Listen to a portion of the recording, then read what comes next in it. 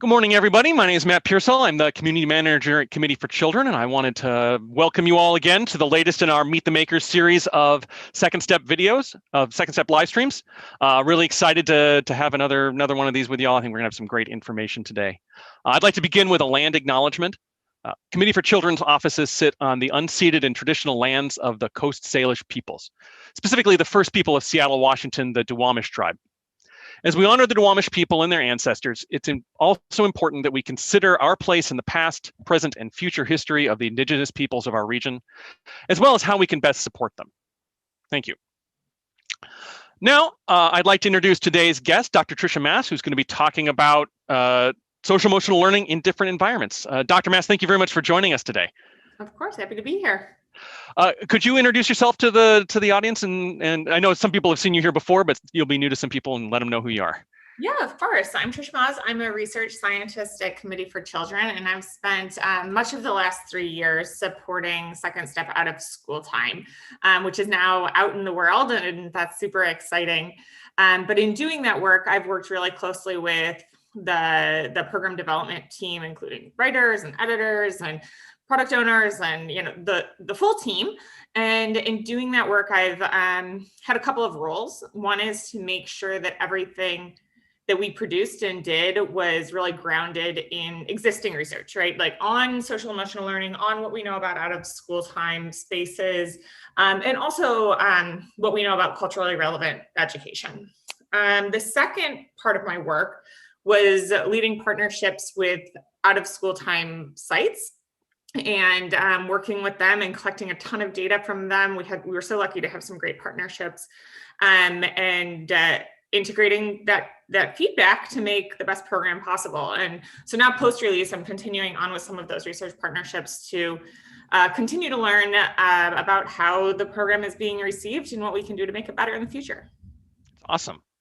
So today our topic is kind of looking and digging a little bit into this idea of social emotional learning in different environments. And I think this is a really interesting one for me, because I think for myself and at least I think a lot of people are in the same spot. We think of social emotional learning, we think of it in a school context. What are some of the other environments where children practice SEL, or where they could potentially practice SEL? Well, Matt, the short answer to that question is all of them, right? And I would actually broaden that to say not even all children, but all humans are constantly practicing SEL. You and I are practicing SEL right now, right? And so just the fact that you and so many think immediately of school as kind of the spot where SEL takes place, I think reflects a real missed opportunity in communities and the way that we think about social emotional learning, right? Like, kids, bring it back to kids, they spend their time at home in the community with their peers, in formal out of school time spaces, and certainly in school, be it on Zoom or otherwise. But if we only support SEL in one of those environments, then we're just leaving a huge amount of opportunity on the table. Mm-hmm. So kind of thinking about kind of expanding our view of what social emotional learning is, what's the benefit to kids? I can sort of vaguely kind of conceptualize it, but I'm wondering kind of why do you see it as important to expand kind of where we view SEL instruction happening? Yeah. So, I mean, certainly you know this, and many folks listening likely know kind of the concrete benefits that have been identified through research already to SEL. And that research has taken place in schools and out of school time spaces, among other spaces. But there's been some really compelling research and meta-analyses that have focused on both of those contexts, right? And the list of benefits is long, right? Increased school bonding, improved graduation rates, improved academic outcomes, decreased drug use, the list goes on and on, right? So we know that there are benefits. Furthermore, we know that SEL, and really all learning, improves when it's integrated into other context and content, and reinforced throughout the day and over the course of development. Right. So all of that together provides really good reason to believe that using aligned approaches, language, and content, specifically, with what we're talking about across school and out of school time spaces, using those kinds of coordinated approaches is very likely to enhance outcomes. So it can feel a little overwhelming to think about SEL everywhere. So can we narrow it down just a little bit? You focused a lot specifically on social emotional learning in the out of school time environment. What does SEL look?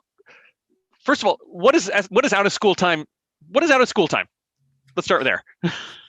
Oh man, I love out of school time. I mean, truly, I say that like so truly and authentically from the bottom of my heart. I've loved the work I've done in out of school time. And I think that part of that draws from some of my past work. Prior even to coming to CFC, I was doing a lot of work on student-centered learning and looking in schools. And what I found in that work was that a lot of educators really saw the value in student-centered learning and trying to elevate kids' voices and, do all of the things that John Dewey said decades ago were good for kids, right? But what I found over and over again is that in those contexts, educators, even with the best intentions, were bumping up against system barriers, against the structures of school, because honestly, most schools are still designed to be adult-centered.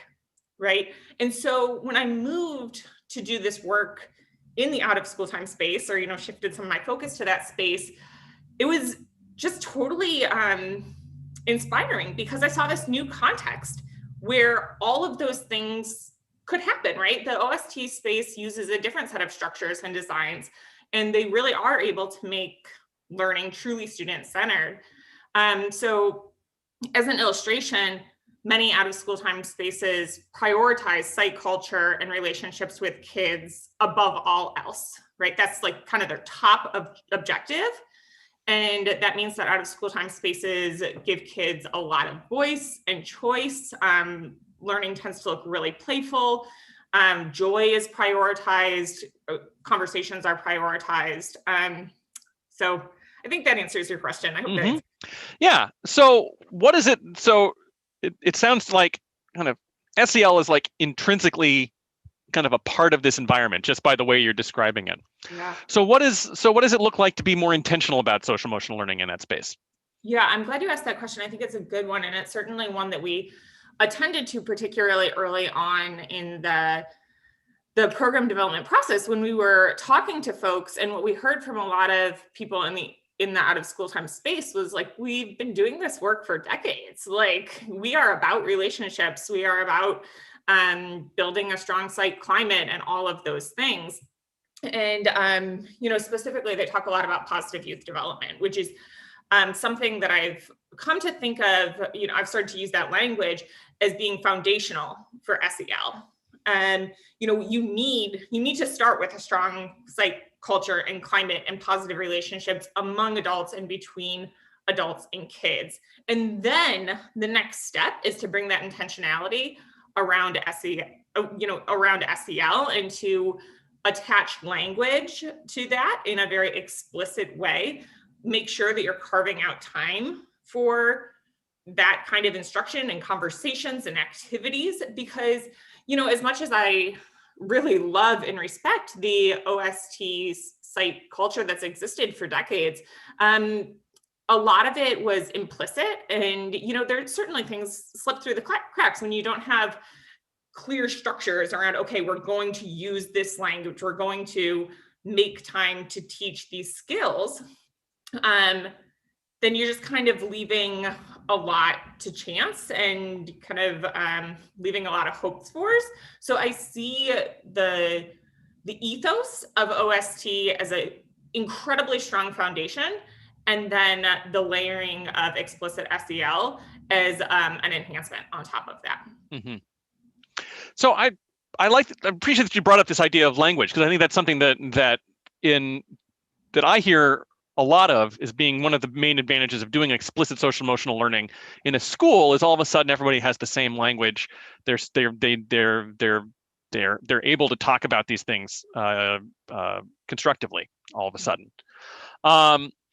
And then I can see that advantage translating in the out of school time environment. What immediately jumps to mind for me is how do these two coordinate? So, and I think especially because we have a lot of people who are listening today who are in a school environment, how could they coordinate with out of school time providers that they work with to make sure that not only is social emotional learning happening across environments, but it's happening in a way that makes for a cohesive experience for the kids?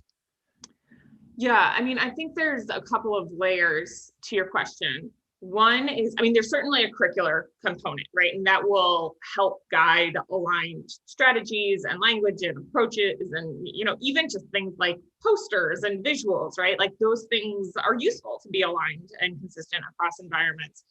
But there's also a larger systems level component to your question.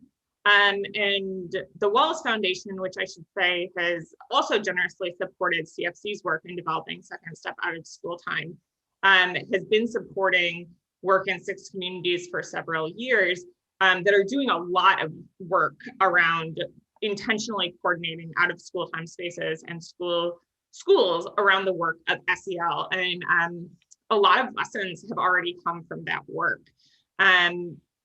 So the RAND Corporation is the research partner on that project. And they came out with their first interim report on early lessons last year. And I think, what we saw in that report reflects a lot of, what we already know, but are very good reminders, right? And they found that, well, they have lots of findings, but a theme, and I encourage people to look at the report. It's very rich, but a theme across all of their findings is the importance of laying a strong foundation for the work among leaders and educators before beginning this work with youth. And that means that leaders, need to spend a lot of time together early on to establish clear visions and shared goals and shared vocabulary around SEL. Like I said, curriculum and content can definitely guide that work.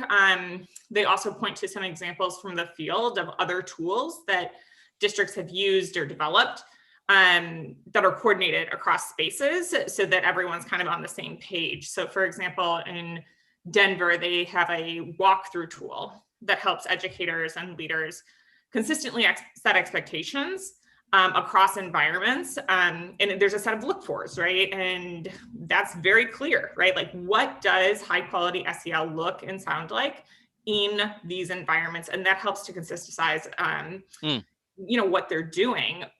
The RAND team also found some of their findings, many of their findings reflect what we already know about SEL among adults, which is great. And, it's a large part of the reason that we're establishing the SEL for Adults program and putting that out into the world. But they found that setting and maintaining a positive site climate is super important. And then providing ongoing embedded and active opportunities for professional learning are all really, really important aspects of SEL implementation, especially as you're coordinating across environments. It's really not that different from what you'd see in a school. It obviously some of what it looks like is probably different, but the need for support for the adults and quality professional development and kind of getting leaders on board and talking to each other, that's not different, really. Yeah, it's not that different. I would say, I mean, there's certainly been some bumps in the road, I think, as districts and out of school time spaces have learned what collaboration looks like. Sometimes these folks really haven't worked together very closely in the past. And so one thing that jumps to mind is kind of a real and or perceived power differential, right? Oftentimes districts are kind of the big dogs in town, and out of school time spaces just kind of like are there doing their own thing. And so getting everybody at the table and realizing that both sectors really have done a huge amount of work and invested in youth in tremendous ways. And really, like I said before, I think that OST's background in positive youth development and ethos and around that is a huge asset to this space, and they can bring that to districts. And conversely, districts often have resources. The educators tend to be more formally trained, right? Like there's a lot that each sector can learn from one another. Cool. Yeah. Well, we're running out of time. I've got one last question I want to spring on you. I'm ready. So we've been talking. So I want to come back specifically to the out of school time program that you've been working on for the last years. Yeah. As you think about the program and what it does, what is one part of it that is like your favorite part, or a part that just makes you smile? Some element of the program or what it does that you just really appreciate? I really like this. This kind of goes back to one of my earlier answers, but I really appreciate how student-centered it is. I love that it's playful. I love that observing the activities, I'm seeing kids laugh and smile. I love that it uses dance and music and authentic challenges and art, role play. Like it is active, it's fun. And that makes my heart warm. Like I really love that about the program. Great. Well, thank you so much. Thank you so much for sharing that, and thank you so much for joining us today. It's been a real pleasure. And I want to let you all know that we are not done with these with this series of live streams. Next week, well, we're going to be having next week we are launching our new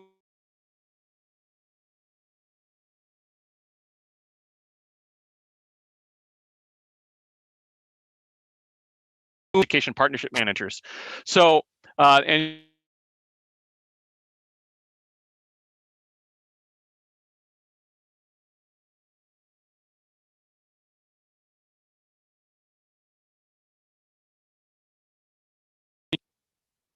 lost my mic there for a second. Anyway, we'd love for you all to join us, and we will see you next week. Thank you very much.